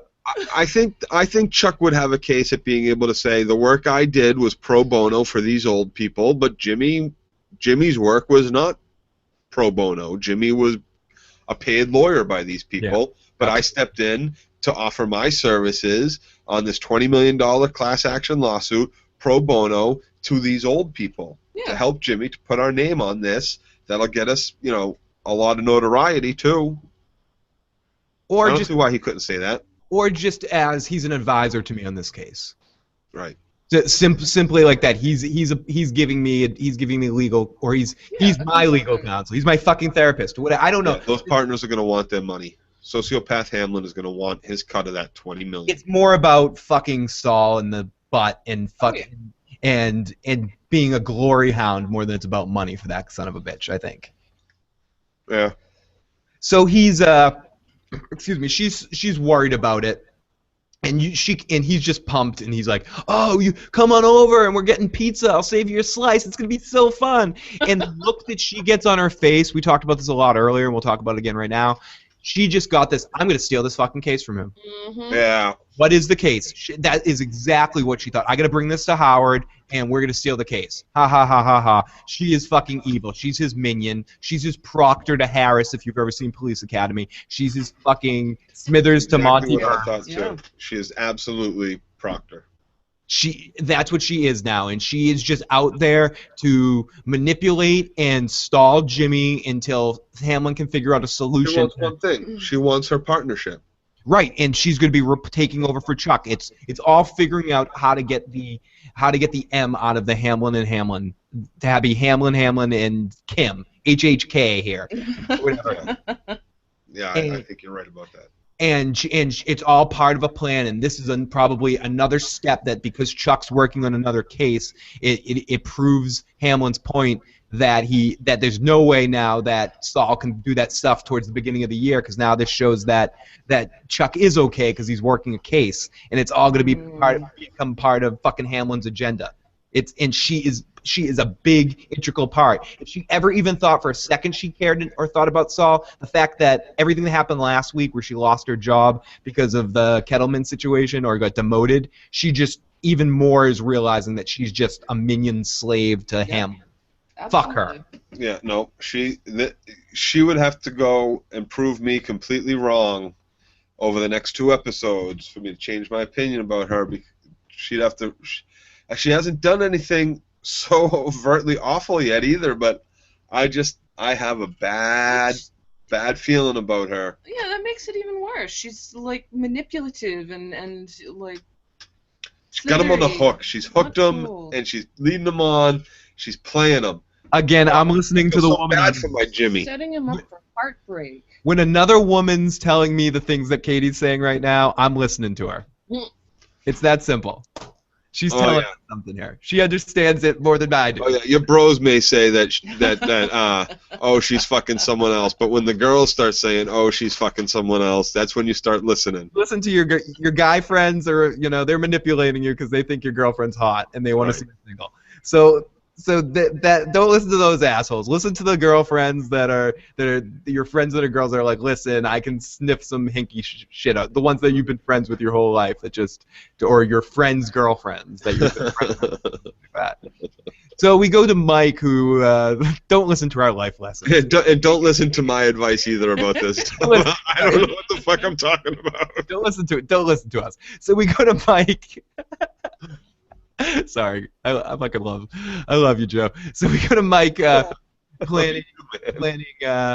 playing some game with Kaylee. They're playing some painting, arts and craftsy type stuff. And Stacy comes back and they talk about it's easy to take care of her. And Stacy stops him before he leaves, and she pulls out the cash that Mike got her from the whole situation, the payoff money that he took, and then they killed him anyways. And she doesn't know what to do with it. And she goes to Mike, is it okay if I spend it? Right there again. Yeah. I'm hanging out with Joe. I've known Joe a long time, and he influences me a lot. And I'm almost as bad. I'm like, my bullshit detector. I'm like, she is fucking playing him, Mike. She's fucking playing you right with that goddamn line. And can I spend this? Am I allowed to? And then she fishes for more right after it. So bad. Oh, thanks for giving me permission to spend this, but it's only a drop in the bucket as she glances back at the granddaughter that she made this guy just spend the last bunch of hours with. And the look that is coming off of his face is just, he sees it too. I think I'm being played. I think he's a sucker for it because he loves his granddaughter and he loves this I thought he had a look on it coming out that was like, That's just his face. No. I think you're both right, because I think he knows, but ultimately it's one of those things that, I know, but I don't care. I'll happily get played by. I'll be on the hook with. That's our hook is our word for the night. I'll be on the hook for my granddaughter for the rest of my life. I don't give a shit. That's a worthy enough reason. But still, I think he knows that. Yeah, he'll get her more. He'll do what he can about more money, but it's not going to be an envelope full of stacks like that. He'll like be like, here's I'll bring over, some of my pay every week or something like that. I think. Something, but obviously his mind start going to something else. So we go back to the other lawyer, and he's going out in his car, and he's going on the phone about something about his car. And he gets a fax from Jimmy, and it's the file that Chuck said was a smoking gun, and it's kind of all the files they have. And he kind of is moved to act because it's actually everything that was in the toilet paper, but presented in a more professional manner. So Sandpiper has landed at Chuck's house, and they show up at the lawn. Jimmy meets them all, and they tell them to put all their electronics in the mailbox. And this guy, he just totally condescends to him. And his paralegals or his fellow lawyers, his partners, whoever they were like, oh, what do you mean what are we going to do? And he goes, I've heard of this. We're talking about this at all the law tables. Just put it in. This is going to be funny. This is going to be a joke. And they go inside, and we cut to Jimmy and Chuck is very nervous about going in there and facing them. He's sort of shell-shocked by the situation. Maybe this is moving a little too fast, and Jimmy seems. And this is where everything shifts in the show, and it's about perspective and how you wanted to view this. Did Jimmy give Chuck the push he needed, and Chuck was all right in this situation, or did Jimmy push Chuck into a situation where Chuck's not really operating at full cylinders and giving Jimmy false information, and he's trusting Chuck's information too much? It put you in a position of wondering what was going on here. No, I kind of had the view that he was pushing his brother, yes, but but everything that he had gotten from his brother up to the point of these guys getting to the door was solid. was absolutely solid. His work was impeccable, and everything that needed to be done was done. And these 3 fucking lawyers showed up and emptied their frickin' pockets because it was done right. Right. No, I agree. I guess initially what I was saying is the scene set up for you to wonder, to speculate both, and it leaves it open ended to that too at the end of. Well, and they do that because they show you when the guys are outside and he's like, oh, the lawyer Jimmy's like, everything that you could possibly lick and go, gotta go in this mailbox right now. And the guy was like, oh, I've heard of this. That's all right, guys, let's do this. And he goes in with this cocky attitude, like, I'm dealing with the schmuck little brother and the sick man. I'm not dealing with Hamlin McGill. Sam Crow, back to the talking about Mike and his stepdaughter. It was like Tig's daughter needing the $12K for her sister. Mm-hmm. It was the same thing. He was. Yep. It seems like Mike is going to be a little bit of a mark, like Tig is for his daughters, with everything that this girl has to say, because he feels responsible for losing her husband and everything like that. But we don't know what kind of pressure. He could have been like pressured by her to. Well, who knows? We'll get into that more as we learn more about Mike. So as Chuck comes down, he sits down. He says, "Just be my backup. You're Charles McGill. They're afraid of you. Just sit down." So the lawyer's generally happy at first to see Chuck. He says, "We worked together before." He glorifies him, kind of insults him and compliments him at the same time, saying, "I thought you'd be speaking at the Supreme Court one day." To hint, not in the middle of your living room with electronic devices hiding inside a mailbox. Right. So as they get into a back and forth about the illegalities, about everything, this is where all the legalese gets into about if it's legal for them to have gotten back to get the papers that work that they got, is what's really going on with the money. So ultimately, they don't cop to doing anything bad, but they cop to saying, ultimately to admitting their guilt, but saying, "Oh, you can't really prove it." We owe these people about 46 grand. It's an accounting error. Yeah. And we'll give you 46 grand for your expenses. Well, why don't we round that up to 100K, right, and for no wrongdoings? Ugh. What do you guys think? Evil. Yeah. And I like it. Jimmy kind of looks over at his brother, waits for his brother to say something, and Nope. and Chuck is just sitting there, Dead-eyed. He's shell-shocked, and you can tell his anxiety is through the roof. If they showed us his vision, it would be tunnel vision. Oh my God!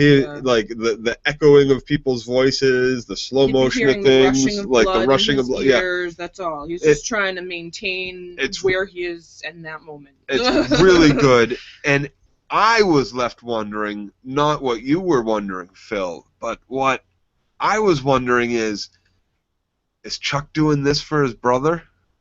Is he kind of making his brother step up and do this part of it? Like, not just because he did a great job looking like he was anxious, but I get that manipulative sense from him a little bit. We talked about that last week. This week it relieved that manipulative sense a little bit too, but I was wondering, is he purposefully not saying anything because he wants his brother to do this part? Are you looking at? Do you have the chat? Do you see Ren's comment? Here's the thing: Jimmy thinks small, and at this point, Chuck. Or I'm adding a couple of supplements there. And at this point, Chuck thinks big. Yeah, I think, and that's what. And good point, Ren. Chuck's just processing this whole thing, and Jimmy does end up handling himself.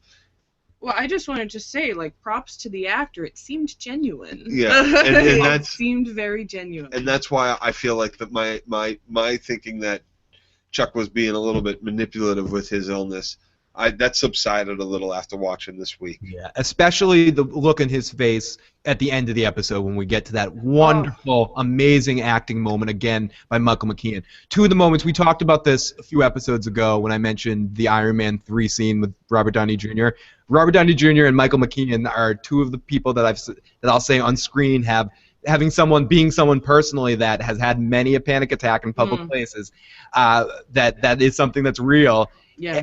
These two people have depicted it on screen better than I've ever seen anybody else try to. in the Iron Man scene. I said it before, I'll say it again. When he's signing the autograph, when the kid comes into him and goes, "Oh, what happened in New York?" and Tony Stark just goes, "Ugh," and he goes outside and he gets into the suit. He's like, "What's wrong with me? What's my heart?" And Chuck, when he goes out and has his panic attack too, and Chuck here when he comes out at the end and is just so surprised when he realizes where he is. They just play it so earnestly, and I just really believe it. And as you said, Joe, and Katie, you said, props to Michael McKean for amazing work in this episode, in this show, just in general. We've been glorifying and talk a lot about Bob Odenkirk and Jonathan Banks, obviously, and some of the other side characters that have popped in. But I feel like Michael McKean's not necessarily getting the credit he deserves. It's so great to see him work. He's just been doing such great work for so long, it's easy to overlook him.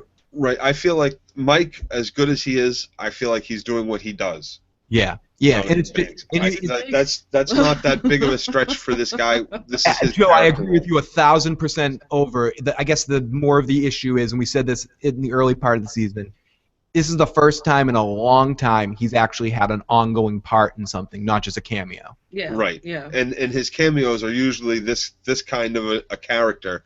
A con man or something. This Bob Odenkirk character, he is doing. In McKean, I think these two guys are showing a side of their ability that I haven't seen necessarily before or in a while. Great depth, great range, great. Not in the same way, but it reminds me in the same way of, not in the same way, but in the same way. It reminds me of when you started to realize when you first saw Robin Williams that he was a good actor too. When you're like, holy shit, that he wasn't just and he more went dramatic and pulled it off. Yeah, you see Dead Poet Society or something, you're like, holy shit, he can do this too, or he have these moments, and it's in Bob Odenkirk and Michael McKean are both showing me a different gear and being able to hold up so well. I mean, this is turning. We're gush festing over this show, but I don't care. But that's all right. These couple of guys, they deserve that. And they deserve the love. They really do. These two guys, especially because they've always been. We've talked about this a lot, but they've both been always. They're never the main guy. I mean, even in Spinal, if you think of Michael McKean's greatest accomplishments in the entertainment field, think of Spinal Tap, where he's part of a group. You think of Lenny and Squiggy because of that. I mean, he's been in tons of stuff, but I'm thinking about the first things you think of. With Bob Odenkirk, you think of Breaking Bad as Saul. You think of Mr. Show. Some might think of How I Met Your Mother, his yelling character, Marshall's boss, and How I Met Your Mother. Your Show. What was that? I've never seen Mr. Show. It's good stuff. It's good sketch comedy. If you dig David Cross and Bob Odenkirk's brand of humor, you dig it. See him on Ben Stiller's show. He pops up in Ben Stiller movies and stuff like that. So Jimmy says, "Do better," and he passes them the syringes letter, and he quotes what Chuck says about the letter. He says, I immediately got this too when Chuck points it out to Bob. I was like, "Yep, over state lines." That's fucking and then I didn't even think about the mail charge too, using the mail for the fraud. Oh fuck, but I immediately thought oh, they're gonna fuck them. That's over state line. There's always extra punishment for over state lines. And when this fucker, the lawyer across from him, says we have 12 businesses, I thought the exact same fucking thing. Oh, there's 12 of these fucking places. Yeah. You're not just doing it here. You're doing it in all 12 of them. Hell yeah, that's huge. Chuck was all over that shit. And he says and then he kind of turns it around and he goes, $100,000, that's just that's nothing. In the bucket. Yep, just a drop in the bucket. The other lawyers ask for a moment and they talk about they're like, what number do you have in mind? And Jimmy's just dumbfounded. He doesn't really answer. And then Chuck finally talks. Yeah. First thing he says, 20, or first thing he says since he sits down, since the meeting starts. 20 million. Or we'll see you in court. That's it. The lawyer giggles and walks out, and Chuck says, and Jimmy's like, 20 million. It's interesting to point out that that's not a I'm laughing at you giggle. That's a I'm shitting my pants giggle. Yeah. Let's get the fuck out of here. I'm shitting my pants. This shit got real. This shit just got real moment. Because Chuck's actually in the game. Because you start thinking, because from that lawyer's perspective, for that whole time, he's probably like, oh, this guy is brain dead. This guy lost his. Right. Yeah. But then right at that moment when Chuck opens his mouth, he goes, holy shit, it was all a tactic. It was all a fucking tactic. He was just giving me the cold shoulder and pretending he didn't give a crap about me, and then he just let it all out there. We gotta get a real plan. We're now going against Chuck McGill with his little fucking press hounding ambulance chaser little brother. That's someone that is an unpredictable element that we don't want to fuck with either. That because he's probably not looking at Jimmy as just a pissant. He's looking at Jimmy as an annoyance and someone that could cause more trouble. Because Jimmy's the type of guy that would take this to the press, that would go that route. Oh, yeah. So Jimmy's like, what, 12 million? And Chuck says, listen, did you not hear what they were talking about? 12 different places. No, it was 20 million. 20 million. 20 million. Yeah. But no, and he said, what? You didn't hear what they said? 12 different places. Right. Multi-state class action lawsuit with a Rico kicker. Oy. And then he goes, start searching XYZ, and you start searching XYZ, blah blah blah blah blah blah blah blah. And Chuck's kind of running things, but you can tell that Jimmy is you get a moment of Jimmy being not sure about the fact that Chuck is leading the way, not because he doesn't believe in him, but he's just like, okay, I guess this is Chuck's thing now, and okay, Chuck, keep going.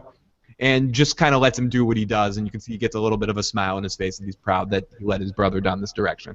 And we go off to Mike, who's at the vet. He got a dog.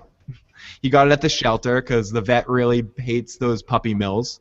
And they babble about some crap, some useless crap. And then he goes on. He's going to hide the rest of the money inside the puppy. No. He goes, is there anything else I can do for you? And Mike says, are you still in touch with the people on the bad side? He says, it depends. Yeah, the vet doctor. Yeah. I got up and started turning on my computers and stuff. that it doesn't matter. Scenes from previous scenes, Yes. previously seen on this, him saying, no, I don't need that kind of work. But now he says he needs that kind of work. Yes. And he said, give me all the bad work. I'll tell you when it's too bad. So ultimately, this guy and the connections he makes in this situation is going to lead Mike to connecting with Gus Fring at some point. Yeah, I think so. Oh, yeah. Absolutely. So we go off to Saul showing up at Chuck. He signed up more clients at the mall. That guy never stops. He's a Charlie Hustle. And he forgot the code to the he forgot the code form in the car. And he said, give me a minute, I'll go back out. And he lies on the couch and he falls asleep. And again, he falls the second time in the episode. And Chuck's looking at things, reading things, totally engrossed in this court case, getting into everything, doing it, working hard, just totally focused on what he's doing. And he gets up, goes outside, goes right to the mailbox, gets the keys to the car, and goes to. When he opens up the mailbox, he grabs the cell phone and pushes it aside to grab the electronic car key opener to click the trunk open. Yeah, as soon as he stood up, I was just like, where are you going? Katie started moaning. I knew. Where's he going? Get him! He's going to get the files! We got a beat on him. Oh, no, you didn't! He's moving. And yeah, Ren, Katie absolutely agrees with you. Like I said, I spaced out during that to turn on my computers, but yeah. Knife to the back of that dude's head. Puppy mill owner, knife to the back of the head. Yes. Absolutely. Quick knife to the back. I wasn't going to say it, but you inspired me, man. So all this hubbub wakes up Saul on the bed or on the couch, and he goes outside and he goes, Chuck, what's going on? And Chuck snaps right out of it. So it takes a second too to realize it comes into focus what he's doing. It's wonderful. Oh, it's amazing. Amazing. It's a really cool tone switch, and they both look at each other and they realize, and then they pan out, and Chuck looks at drops the files, and we pan out, and it's just fucking intense shit. Yeah, his jaw hits the ground, and I couldn't tell whether Chuck whether pain was setting in while he was realizing that he was out there, exposed to it all, or was it whether he was shocked that he was I'm free. Fine and free. Or did he get caught in a lie? No, I don't. Right, it could go one of two ways, but I didn't get the feeling like he felt like he got caught in the lie. No, no. Quick question from last week's production. The person that had the question was Cool Breeze Productions. Says, well, a good recap if on your reaction, but the references are, by the way, I've heard that Nacho is a nickname for Ignacio. So we were talking about Saul's reference to Ignacio, that maybe Nacho is a nickname for Ignacio. And this is what we were talking about earlier. Thank you for this information, Cool Breeze. Gus may have had a cameo in the pilot and can be seen in the extended season preview. He waves at Saul when they walk past each other when Saul gets off the elevator at HHM the first time they go there, between the first and second minute on the extended preview. I'm not sure, but maybe. Curious of your thoughts. So both Joe and I, between now and next week, I'll try to find that information and we'll watch it and we'll check on that. Or if anybody has any information on this missing scene, please report it to the comment section of this video. We're hunting for truth. So they could have decided to push that off until next season. From everything I've heard, all words are that that hasn't happened, and in any of those big cameos are going to be saved for next year. That being said, who knows what they have in store in the next 2 episodes? Yeah, because I gotta say, like, with any of the prequels you could have done, I'm glad they picked Better Call Saul, but they could have also done Gus's story. Yeah, and that's one of the things that the actor has said recently, that he's not only open to, this is his quote, is, I'm not only open to being on Better Call Saul, I'm open to doing my own spin-off series. Oh, hell yeah, and I would watch that too. All the shit that goes on in South America where he comes from, him getting started, that shit is gold. You could see a universe of Vince Gilligan making shows in the way of doing a couple seasons of each character, or something like that, like do 2 or 3 seasons of. I think that would. American Horror Story, each season. Each like a couple of different seasons of Better Call Saul, then a couple of seasons of the Chicken Polo. And that's what it comes down to, Joe, is that they've proven that this is possible to be good. That's what this show has done in 8 episodes, and we're down to the last 2 episodes of the season, and I'm really excited to see where they take it. And if you guys have made it this far, please let us know in the comment section what you guys think will happen in the next 2 episodes. If they know they have a second season, they're going to leave us off on some huge cliffhanger. You know they're going to. You know these guys. You know Peter Gould and Vince Gilligan. They're not going to not set something up huge for season 2. What do you guys think is this leading to? What's going to be our culmination? What's going to be our climax of the season leading into it? They have mentioned already that we are going back to Cinnabon Saul before the end of the season. So there's going to be some sort of connection at the end, bookended. So it's going to be really interesting to see these next couple episodes. And this show just keeps getting better and better. It's not about better or worse episodes at this point. It's just like every episode adds more to this universe.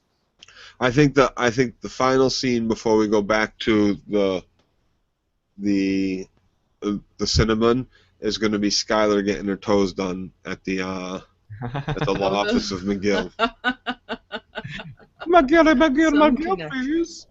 I think they're going to throw some Breaking Bad connection in there. Maybe there's going to be something, and that's worth mentioning before we go. Quickly, one last thing before we go here tonight. Here's a couple of Easter eggs that some of you guys, you can see if you pretty much any Google this, but this is from someone named Daryl Huntley. Thank you, Daryl. That is part of the Better Call Saul, a group, one of those groups that I'm in. So one of those support groups, Better Call Saul. So in episode 1, some of these people might already know, Jimmy McGill, Bob Odenkirk, is driving a rundown 1998 Suzuki Esteem. It's parked outside the courthouse next to a Cadillac DeVille. Jimmy admires the Cadillac, and years later, that is the same exact kind of car that Saul Goodman is driving in Breaking Bad. In a close-up on a letter, viewers saw home address of Juan Tabo Boulevard that was on a letter that he was looking at in episode 1. This is all in episode 1. For fans who paid attention, they noticed that this is where Walter White, Bryan Cranston's lab assistant, Gail Bedecker, lived. It was Gail Bedecker's app. Oh my goodness. Wow. In the episode Miho, they don't have references to Breaking Bad, but it explains the appearances of characters in episode 4. And in episode 4, McGill saves a man dangling from a billboard after a rescue. The man shakes hands with the viewers and realizes it was a scam. If close attention was paid in episode 2, the man that McGill saved from the billboard was actually one of his clients that was appointed to represent in the courthouse in one of those montage scenes. We wanted to plant an explanation for how Jimmy met the guy that he'd use later in the scam, says Gould, told the New York Daily News. Now, before his big debut in the episode 4, actor stuntman Eddie Fernandez needed to be flown out from Los Angeles to Albuquerque to film a brief shot of him emerging from a courtroom with McGill. I'm so pleased that people noticed it because we got into some trouble to plant in that episode. In episode 3, Nacho, McGill planted a frantic call at a payphone that had some graffiti on it that said JPI. The most likely signature was that of Jesse Pinkman. That's not confirmed, but Gould said that it was in the script. Some folks in the art department or on the set decided to add a little something to that scene. Episode 4, Hero. After McGill accepts a bribe from the Kettlemans, he's determined to establish a legitimate law practice. The first thing he does is buy an expensive suit, one that's worn by Howard Hellman, as we know. However, when the tailor walks away for a moment, McGill gravitates towards an obnoxious bright orange shirt. In Breaking Bad, Goodman favors this type of... Oh, that's a stupid fact. I don't like that one. Fuck you, dude, with your facts. These aren't mine. With your shirt facts. Shirt fact. What the fuck's that shirt fact? Like that kind of stuff is awesome. It's like the little things on Walking Dead, like Morgan Street. Yeah. You know, like you don't notice them, but when someone finally points it out to you, and someone that does notice it, or if you do catch it, the wolves are here on the wall, or the wolf. No, it is. It's comic book. That's fun stuff. Yeah. It's a cool little touch. They just the way he worded it was like the red balloon. Someone said something about the red balloon last night. So McGill and Alpine's shepherd boy, and McGill decided to focus on elder law and a new practice. He goes to a local nursing home to look for some clients in need of some well writing. Viewers watched Breaking Bad would have taken back to Casa Tranquilla, the nursing home where Hector Salamanca was staying. And episode 6, 5-0, this is the episode where we're getting the Mike Ehrmantraut, Jonathan Banks story. He's being questioned for the murders of 2 cops in Philadelphia where Ehrmantraut and his son both worked as police officers. Ehrmantraut won't talk without a lawyer, and he calls McGill, but not for legal advice, but to put McGill to work what he does best, conning people. He has McGill spill coffee on one of the officers that keeps the investigation notes in the coat pocket. The scheme comes up again, and it's very similar in Breaking Bad, where Jesse gets a pack of cigarettes containing a ricin capsule lifted from his pocket by Saul's employee, who teaches him the ways of Slick Jimmy. Yep. So those are our Breaking Bad Easter egg Better Call Saul moments for this week's episode, guys. Thank you very much, whoever posted that in their group. Thank you. Here we got a couple more comments before we're going to go. Liquid Eagle says, we will see Gus in the season finale. Mark my words. Holy shit, that's good. I hope you are correct. Just Incredible says, Jimmy doesn't win the case. I don't think so. Ren Renwood said, or her sister, Gail, is very good in the new USA show takes. I was just watching the episode where they're watching Gail do the little dance, just sing where Hank's like showing them the karaoke video of Gail. Fucking love that shit. Anyways, guys, it's a good place to cut off. Thank you so much, Liquid Eagle, Just Incredible, Ren Renwood, Sam Crow, a couple other people that were our first timers in there. Don't have your names right in front of me, but I'm going up. Scumbag D-Ray, thank you for coming in, my friend. FJ, welcome, and welcome to all our new subscribers tonight. Chris B. and Anna Banana, when you guys watch this episode, we'd love to hear your thoughts as well. Thank you very much. We will be back tomorrow night again to talk a little bit of, well, a lot of Game of Thrones. Season 1, episode 5. I believe it's episode 5. When does the new season start? 2 weeks, 3 weeks? We'll talk about that stuff tomorrow night. We'll talk a lot about Game of Thrones tomorrow night and catch up. But it starts on April 12th, I believe, is the premiere. It's coming very soon. But tomorrow night we'll be talking about the lion and the wolf, or the wolf and the lion. Here we go. Woohoo! Yep. So guys, we'll talk to you tomorrow night. Thank you very much. Peace out. Later. Lady Thank night. you. Night.